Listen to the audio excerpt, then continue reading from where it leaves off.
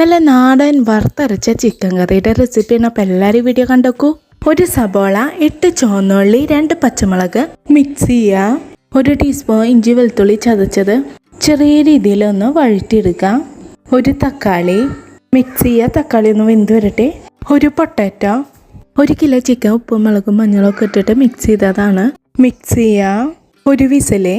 വെളിച്ചെണ്ണ നന്നായി ചൂടായി വന്നിട്ടുണ്ട്. 2 പട്ട, 2 ഏലക്കായ, 1/2 ടീസ്പൂൺ കുരുമുളക്, അരമുറി തേങ്ങ, 3 ചുവന്നുള്ളി.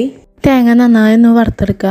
2 ടീസ്പൂൺ മല്ലിപ്പൊടി, 1/2 ടീസ്പൂൺ മുളകും പൊടി, 4 ടീസ്പൂൺ മഞ്ഞൾപ്പൊടി, 1 ടീസ്പൂൺ പെരിഞ്ജീരകം. പൊടികളൊക്കെ മൂത്ത് വരട്ടെ.